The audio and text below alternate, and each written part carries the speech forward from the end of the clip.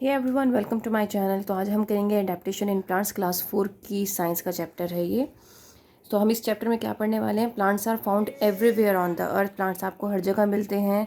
कुछ पानी में पाए जाते हैं, कुछ आप लैंड पे देख सकते हैं। तो अलग अलग जगह पे अलग अलग प्लांट्स होते हैं। तो आज हम उन्हीं प्लांट्स के बारे में यहाँ पर पढ़ेंगे और हम पढ़ेंगे उनकी हैबिटाट्स के बारे में, उनकी एडेप्टेशन के बारे में। ठीक है, तो स्टार्ट करते हैं। Plants grow on land and in water. Plants पानी पे भी होते हैं, पानी के अंदर भी होते हैं और लैंड पर भी होते हैं। जैसे कि आप देख सकते हो अपने आसपास बहुत सारे प्लांट्स होते हैं। इवन हम घरों के अंदर भी प्लांट्स को रखते हैं। दैट मीन्स वो प्लांट कहाँ है? लैंड पर है। Now plants that grow on land are called terrestrial plants. अब वो प्लांट्स जो कि लैंड पर ग्रो कर रहा है उसको हम कहते हैं टेरेस्ट्रियल प्लांट्स। जैसे कि mango tree, rose shrub, watermelon, creeper and cactus are some such plants. Okay, तो ये क्या है? ये आपको कुछ ऐसे एग्जाम्पल्स दिए हैं जिनसे आपको पता चल जाए कि ये क्या है, आपके टेरेस्ट्रियल प्लांट्स हैं। अब देखो यहाँ पे रोज़ श्रब लिखा हुआ है, ताकि आपको पता होना चाहिए कि भाई श्रब जो रोज़ जो है वो श्रब की कैटेगरी में आता है। हर्ब्स होते हैं, श्रब्स होते हैं, क्रीपर्स होते हैं, क्लाइंबर्स होते हैं। ये भी तो कैटेगरीज है ना, जो हम फर्स्ट क्लास से पढ़ते हुए आते हैं। तो ये भी आपको पता होना चाहिए कौन सी कैटेगरी में कौन सा प्लांट आता है। ठीक है, क्योंकि ये जो हम पढ़ रहे हैं ये एक एडवांस लेवल पढ़ रहे हैं हम क्लास 4 में। ठीक है, तो यहाँ पर हम क्रीपर्स, क्लाइंबर्स, शर्ब्स और हर्ब्स के बारे में नहीं पढ़ेंगे। अब हम अपर लेवल की बात करेंगे। दैट मीन्स कि अब हम टेरेस्ट्रियल और एक्वेटिक प्लांट्स की बात करेंगे कि पानी में कौन से हैं और ज़मीन पर कौन से हैं। तो अब जो पानी में प्लांट्स होते हैं वो एक्वेटिक प्लांट्स होते हैं। जैसे कि आपने देखा होगा बहुत सारे पॉन्ड्स में, लेक्स में, रिवर्स में, ओशंस में आपको प्लांट्स दिखाई देते हैं। लोटस का सभी जानते हैं कि लोटस और लिली जो है वो एक्वेटिक प्लांट्स है, जो पॉन्ड्स में और लेक्स में मिल जाता है। ठीक है, तो ये एक्वेटिक प्लांट्स में आते हैं। Plants growing in different conditions है different body features. These features help them live comfortably in a particular place. For example, a cactus plant has features that allow it to grow well in desert where there is very little water. The body features and habits that help a living thing live in its natural surroundings are called adaptations. अब देखो इन्होंने कहा है जहाँ पे रहोगे आप वहीं की आपको आदत हो जाएगी। अब जैसे कि आप किसी भी प्लांट को आपने घर के अंदर रखा हुआ है, ठीक है, अब उसको धूप की आदत नहीं है क्योंकि घर के अंदर ऐसी जगह रखा हुआ है जहाँ पे धूप नहीं आती है। ठीक है, तो अगर आप उसको धूप में ले जाके रख दोगे तो वो एकदम डेड हो जाएगा। ठीक है ना, जबकि कहते हैं कि भाई प्लांट को नेचुरल हवा की, धूप की, पानी की, हर एक चीज़ की ज़रूरत होती है। लेकिन कुछ प्लांट्स होते हैं जिनको कम धूप की ज़रूरत होती है, कम पानी की ज़रूरत होती है, तो इसीलिए उनको घर के अंदर रखते हैं, राइट। तो अगर आप उसको बहुत ज़्यादा धूप दे दोगे या बहुत ज़्यादा पानी दे दोगे वो डेड हो जाएगा प्लांट और वो सर्वाइव नहीं कर पाएगा। दैट मीन्स उसके लिए वो कंडीशंस जो हैं वो फेवरेबल नहीं है। यही बात आपके टेरेस्ट्रियल प्लांट्स की आती है और यही एक्वेटिक प्लांट्स की है। अगर आप एक्वेटिक प्लांट्स टेरेस्ट्रियल प्लांट्स में मतलब लैंड पर लाके उनको लगाना स्टार्ट कर दोगे तो वो नहीं रह पाएंगे। दैट मीन्स उनके लिए वो फेवरेबल कंडीशंस नहीं है, क्योंकि वो भाई वाटर प्लांट्स हैं, वो एक्वेटिक प्लांट्स हैं, वो पानी के अंदर ही ग्रो कर सकते हैं, वही उनके लिए कंफर्टेबल कंडीशंस हैं। ठीक है, अब जैसे आपको एक एग्जांपल दिया है इन्होंने कैक्टस प्लांट का, कि कैक्टस प्लांट क्या होता है, वो डेजर्ट में पाया जाता है। क्यों पाया जाता है? क्योंकि उसको बहुत ज़्यादा पानी की ज़रूरत नहीं होती है। लेकिन अगर उसी कैक्टस को आप ऐसी जगह पे लगा दो जहाँ पे पानी की पूरी तादाद में उसको पानी मिलेगा, तो क्या वो वहाँ पर सर्वाइव करेगा? नहीं करेगा। तो इसी तरीके से हमारी बॉडी भी मतलब एक एग्जाम्पल दिया है। आप ह्यूमन बॉडी के एग्जाम्पल से भी सोच सकते हैं कि भाई अगर हम बहुत ज़्यादा ठंडे इलाके में रहते हैं और ठंडे इलाके से हम एकदम गर्म में आ जाएं तो हमारी बॉडी जो है वो उसको एकदम से उस कंडीशन को एकदम से नहीं कर पाएगी, कवर नहीं कर पाएगी। तो क्या उसके लिए क्या करना पड़ेगा? हमें अपनी बॉडी के अकॉर्डिंग अपनी फेवरेबल कंडीशंस जो हैं वो लेकर आनी पड़ेंगी, तब हम वहाँ पर सर्वाइव कर पाएंगे। तो वही चीज़ आपके प्लांट्स के साथ भी है। अब जिस तरीके के एनवायरनमेंट में हम रह रहे हैं, जैसा माहौल में हम रह रहे हैं, जहाँ की जैसे कि अगर मैं कहूँ कि जो लोटस है, लोटस जो है पानी में रहता है, तो ये एक्वेटिक प्लांट है। ठीक है, तो इसकी जो फीचर्स हैं वो अकॉर्डिंग टू वाटर है, मतलब वाटर में जो रहता है उसी के अकॉर्डिंग क्या है इसकी फ़ीचर्स हैं। ठीक है, तो अब इसने क्या किया है, इसकी जो हैबिट्स हैं, इसकी जो फीचर्स हैं वो डिफरेंट हैं जो टेरेस्ट्रियल प्लांट्स हैं उनसे। तो इसी को क्या कहते हैं, हम एडेप्टेशन कहते हैं, कि जहाँ पर आप रह रहे हो वहाँ की चीज़ों को आपको अडेप्ट करना है, मतलब वहाँ के एनवायरनमेंट को अडेप्ट करना है, सीखना है और वहीं रहना है। तो that is known as adaptation. जैसे कि आप कहाँ रह रहे हो, इंडिया में रह रहे हो, ठीक है। इंडिया से अगर आप बाहर जाना चाहो, चलो आप यूएस चले गए, ठीक है। अब एकदम जाओगे तो आप वहाँ के कल्चर को अडेप्ट नहीं कर पाओगे, आपको टाइम लगेगा, है ना, लगेगा ना, वहाँ के कल्चर को सीखने में, जानने में, समझने में। तो वही चीज़ हर एक प्लांट्स के बारे में है कि जब एक प्लांट किसी जगह पर होता है और उसको हम वहाँ से हटा दोगे तो उस एनवायरनमेंट को अडेप्ट करने में उसको टाइम लगता है, ठीक है। और इसी चीज़ को हम क्या कहते हैं, अडेप्टेशन कहते हैं। Adaptation in terrestrial plants. अब टेरेस्ट्रियल प्लांट्स में किस तरीके से एडेप्टेशन होता है, सबसे पहले हम डेजर्ट्स प्लांट्स की बात कर लेते हैं। Sandy desert is a vast area of land covered with sand. It is dry hot place with little rain. In a desert, hot winds blow during the day while the nights are cold. The desert plants are adapted to grow in hot, dry conditions with very little water. अब देखो यहाँ पर बता रखा है कि जो desert plants होते हैं, जो डेजर्ट होते हैं, सैंडी डेजर्ट, वो बहुत बड़ा एरिया है जहाँ जो सैंड से कवर्ड है, जो कि बिल्कुल ड्राई होता है, क्योंकि गर्म इसलिए होता है क्योंकि वहाँ पर रेन जो है बहुत कम होती है, ठीक है। और आपको पता है कि दिन के टाइम में गरम गरम हवा चलती है। गरम क्यों होती है, क्योंकि रेत बहुत जल्दी गर्म हो जाता है, और जितनी जल्दी गर्म होता है उतनी जल्दी ठंडा भी होता है, इसीलिए वो एरिया रात के टाइम में बहुत ज़्यादा ठंडा भी रहता है। जितना गर्म वो दोपहर में रहेगा, दिन में रहेगा धूप की वजह से, उतना ही ठंडा वो रात में भी रहता है। तो वहाँ पर रातें जो होती हैं ठंडी होती हैं रेगिस्तान में। The desert plants are adapted to grow in hot dry conditions with very little water. तो इसीलिए जो डेजर्ट प्लांट्स होते हैं वो उस कंडीशन में ग्रो कर सकते हैं क्योंकि वहाँ पर पानी कम मिलता है, हॉट कंडीशंस होती हैं। तो कैक्टस जो है एक क्या है, डेजर्ट प्लांट है जो वहाँ पर सर्वाइव कर सकता है, क्योंकि इसके में क्या होता है, ये पानी को बहुत कम से कम यूज़ करता है। Plants loose water through their leaves. अब प्लांट्स कहाँ से पानी को लूज़ करता है, लीव्स के थ्रू। अब क्या करता है, desert plant can not afford to lose water. In cactus plant the leaves are therefore reduce to spines to prevent loss of water. अब जो लीव्स हैं वो स्पाइंस की फॉर्म में आ जाती हैं, ठीक है, ताकि वहाँ पे जो लॉस ऑफ वाटर उसको प्रिवेंट कर सकें। More over the spines protect the plant from herbivores animals. जो हर्बीवोर्स एनिमल्स हैं, हर्बीवोर्स मतलब जो हर्ब्स खाते हैं, प्लांट खाने वाले एनिमल्स हैं, उससे भी प्लांट को बचा के रखता है ये स्पाइंस, क्योंकि भाई कांटेदार चीज़ कोई नहीं खाता है, कोई छूता भी नहीं है, तो इस प्लांट को कोई एनिमल भी नहीं खाता है, इसी वजह से। स्टेम जो होती है कैक्टस की ग्रीन होती है, जो कि क्या करता है, पूरे बॉडी के लिए, पूरी प्लांट के लिए क्या बनाता है, खाना बनाता है। In most cactus plants the stem store food and water. तो कैक्टस प्लांट में क्या होता है, स्टेम ही क्या करती है, फूड को स्टोर करके रखती है और पानी को भी। जैसे कि आपने फोटोसिंथेसिस का प्रोसेस पढ़ा है सभी प्लांट्स के अंदर, लीव्स काम करती है, इसीलिए लीव्स को क्या कहा जाता है, food factory of the plant कहा जाता है। तो जो काम सभी प्लांट्स में लीव्स करती हैं वो कैक्टस में कौन करता है, स्टेम करता है। तो ये बात आपको याद रखनी है। Most cactus plants flower at night. मतलब ज़्यादातर कैक्टस प्लांट्स पे जो फ्लावर हैं वो रात में आते हैं। अगर वो दिन में क्या करेंगे, ब्लूम करेंगे, मतलब खिलेंगे, तो क्या होगा, वो सर्वाइव नहीं कर पाएंगे क्योंकि वहाँ पर इतनी ज़्यादा गर्मी होती है। तो इसलिए वो क्या करते हैं, रात में ब्लूम करते हैं। The cactus roots are spread close to the surface of the ground and are able to absorb even the first few drops of rain.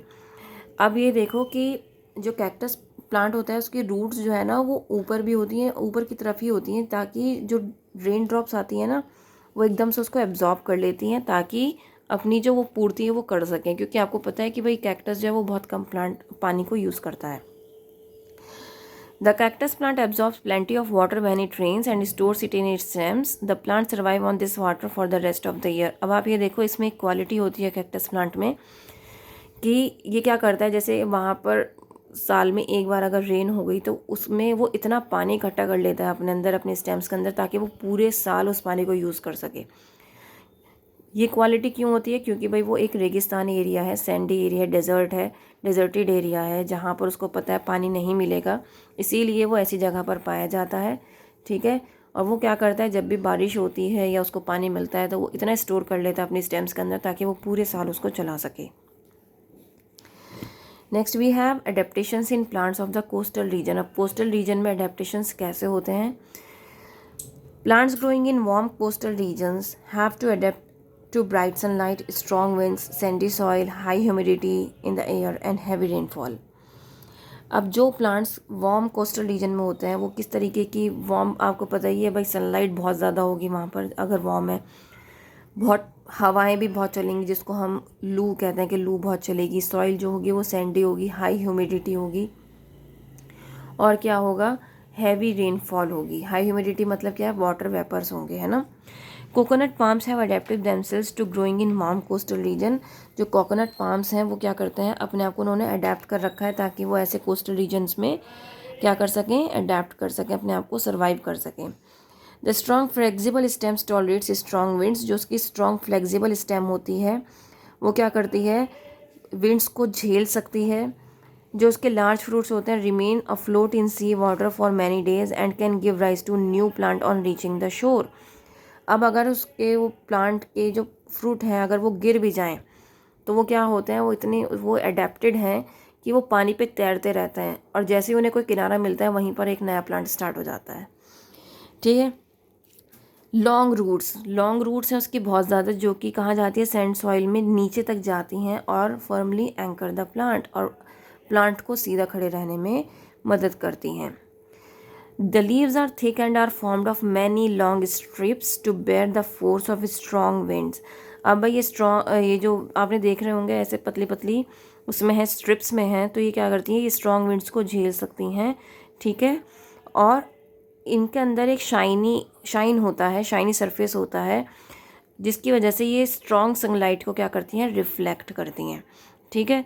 तो लीव्स कैसी होती हैं, थिक होती हैं, स्ट्रिप्टेड होती हैं ताकि स्ट्रॉन्ग विंड्स को झेल सकें। रूट्स इनकी डीप होती हैं, सैंडी सॉइल में डीप तक जाती हैं। लार्ज फ्रूट्स जो होते हैं वो फ्लोट करते रहता है पानी के ऊपर ताकि कहीं भी अगर उनको शोर मिल जाए, उनको जगह मिल जाए और वहीं पर वो नया प्लांट स्टार्ट कर देते हैं, बन जाता है उनका नया प्लांट, वहीं से स्टार्ट हो जाता है। और स्ट्रॉन्ग फ्लेक्सिबल स्टेम होती है जिसकी वजह से वो विंड्स को झेल सकते हैं।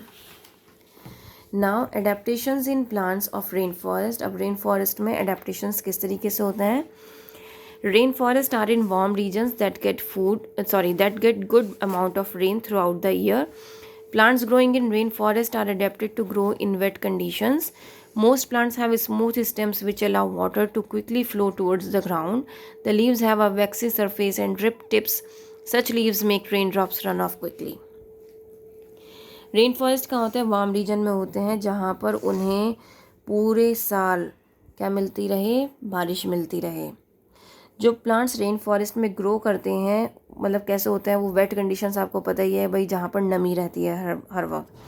तो इनकी क्या होती है, स्टेम्स जो होती हैं वो स्मूथ होती हैं ताकि वहाँ से पानी जो है जल्दी से एकदम से निकल के गिर जाए। आप ये देख सकती हैं लीव्स जो हैं इस तरीके से होती हैं बनी हुई कि पानी जैसे ही गिरे वो ऐसे नीचे गिर जाए। ठीक है। तो rain drops run of quickly. The growth of trees in rain forest so dense that very little sunlight reaches the forest floor. अब वो इतना डेंस होता है भाई, जहाँ पर हर वक्त रेन रहती है तो रेन फॉरेस्ट होता है ना, तो एवरग्रीन फॉरेस्ट भी हम इन्हीं को कहते हैं जहाँ पर हर वक्त रेन रहती है और बहुत ज़्यादा डेंस फॉरेस्ट होते हैं वहाँ पर। और इसी वजह से क्योंकि डेंस फॉरेस्ट होते हैं तो जो सनलाइट है वो नहीं जा पाती है प्रॉपरली। और variety of shade loving plants grow below the trees. अब आप देख सकते हैं कि जितने भी शेड लविंग प्लांट्स होते हैं जहाँ पर जिनको शेड्स की ज़्यादा ज़रूरत होती है, जिनको ज़्यादा सनलाइट की ज़रूरत नहीं होती है, वो क्या करते हैं उन बड़े बड़े ट्रीज़ के आसपास उग जाते हैं खुद से। To get enough sunlight trees in a rain forest grow very tall. Some plants climb on trees to reach the sunlight available at the top. अब क्योंकि रेन फॉरेस्ट है, एवरग्रीन फॉरेस्ट है, वो बहुत ज़्यादा घना जंगल हो जाता है तो उसको धूप नहीं मिल पाती है, जैसे मैंने आपको बताया। तो धूप के लिए जिन प्लांट्स को धूप की ज़रूरत होती है वो टॉल होते चले जाते हैं ताकि वो धूप को ले सकें, वो एब्जॉर्ब कर सकें धूप को, क्योंकि प्लांट्स के लिए धूप भी उतनी ही ज़रूरी है। ठीक है ना। Adaptations in plants of deciduous forest. अब डेसिडियस फॉरेस्ट के बारे में हम पढ़ेंगे कि भाई वहाँ के जो प्लांट्स हैं किस तरीके का एडेप्टेशन है उनमें। Deciduous forest are found in regions that have a very cold winter season. जहाँ पर बहुत ठंडा होता है वहाँ पर डेसिडियस फॉरेस्ट पाए जाते हैं। ठीक है। To withstand the cold winter conditions, the trees have a trunk with a thick bark. अब इनका thick bark होता है ब्रॉड होती हैं लीव्स जो कि क्या कर सकें, बहुत सारे सनलाइट को क्या कर सकें, कैप्चर कर सकें। यहाँ पर विंटर्स में ट्रीज़ जो है अपनी लीव्स को शेड करती हैं और फिर से न्यू लीव्स आती हैं स्प्रिंग सीजन में, जो कि एक मार्क होता है ऑनसेट ऑफ समर। ठीक है, तो इस तरीके से क्या होता है, ये डेसिडुअस फॉरेस्ट पाए जाते हैं। नाउ एक्वेटिक प्लांट्स की बात कर लेते हैं। Some aquatic plants grow under the surface of water, some have only leaves growing above the water, while still other floats on the surface. अभी आपको पता ही है कि कुछ ऐसे होते हैं जो एक्वेटिक प्लांट्स, कुछ ऐसे होते हैं जो सरफेस के अंदर होते हैं, ठीक है, और कुछ ऊपर होते हैं। लेकिन ज़्यादातर क्या होता है कि लीव्स जो हैं, आई मीन काफ़ी सारे प्लांट्स ऐसे हैं जिनकी लीव्स जो है वो ऊपर रहती हैं और रूट्स जो है पानी के अंदर रहते हैं, जैसे कि आप लोटस देख सकते हैं, ठीक है, लिली देख सकते हैं। इसी तरीके से कुछ प्लांट्स ऐसे भी होते हैं जो पानी के अंदर होते हैं। सो aquatic plants are adapted to conditions of plentiful water, less sunlight, less air, strong water currents। तो अगर आपसे पूछा जाए भाई एक्वेटिक प्लांट्स की अडेप्टेशंस की, इसकी प्रॉपर्टीज़ क्या हैं, तो क्या है भाई, इसको प्लेंटिफुल वाटर चाहिए, लेस सनलाइट चाहिए, लेस एयर चाहिए, और स्ट्रॉन्ग वाटर करंट्स को ये झेल सकता है। ठीक है ना। So aquatic plants have air spaces in the stems and leaves. ये सब क्यों हो रहा है, क्योंकि वो ये सब क्यों कर सकता है, क्योंकि इसकी स्टेम्स में क्या है, एयर स्पेसेस हैं, ठीक है, जिसकी वजह से क्या है, एयर स्पेसेस क्या करती हैं, उसको फ्लोट करने में हेल्प करती हैं, उसकी स्टेम्स को और लीव्स को फ्लोट करने में हेल्प करती हैं वो air spaces. The leaves takes in air and send it to all parts including the roots. अब लीव्स क्या करती हैं, एयर लेती हैं और जितने भी उसका बॉडी पार्ट है सब में क्या करती हैं, उस एयर को सेंड कर देती हैं, including roots. The flexible stems and leaves tolerate strong water currents. जो फ्लेक्सिबल स्टेम्स और लीव्स हैं वो स्ट्रॉन्ग वाटर करंट्स को झेल लेते हैं, ठीक है, जिसकी वजह से एक्वेटिक प्लांट्स क्या हैं वहाँ पर वो टिके रहते हैं।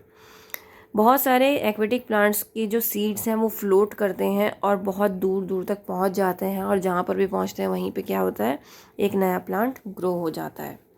अ water lily plant is a good example to study adaptations in aquatic plants. तो यहाँ पर वाटर लिली प्लांट का एक एग्जाम्पल दिया है कि एक बहुत अच्छा एग्जाम्पल है अगर आपको एक्वेटिक प्लांट्स के एडेप्टेशन को पढ़ना है तो।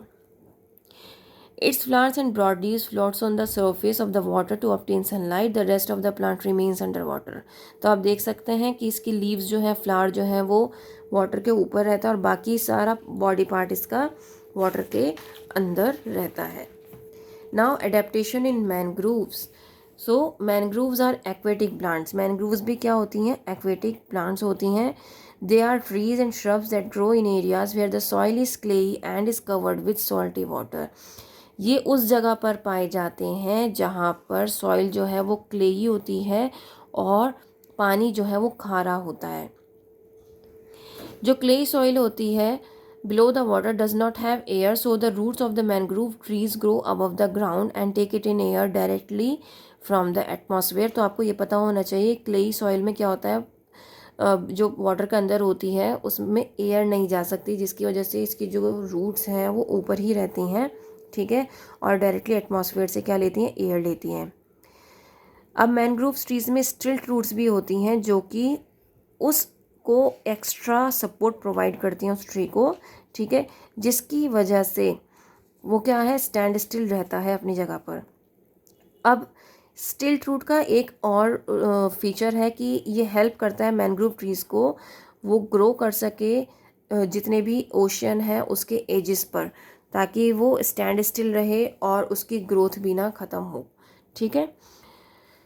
Now next what we have to remember, ये आपका एक मैप गिवन है कि एडेप्टेशन इन प्लांट्स में हमने क्या क्या पढ़ा। हमने coastal region, deserts, rain forest, deciduous forest, aquatic plants और मैनग्रोव्स के बारे में पढ़ा। उसमें हमने क्या क्या पढ़ा, डेजर्ट्स में आपको ये सब यहाँ पर गिवन है, ठीक है ना। तो ये क्या है, सिर्फ एक ओवरव्यू है चैप्टर का, हमने चैप्टर को पूरे अच्छे से पढ़ा है। अगर समझ में आ रहा है तो प्लीज़ लाइक शेयर करिएगा और चैनल को सब्सक्राइब करना बिल्कुल मत भूलिएगा। That's all, thank you.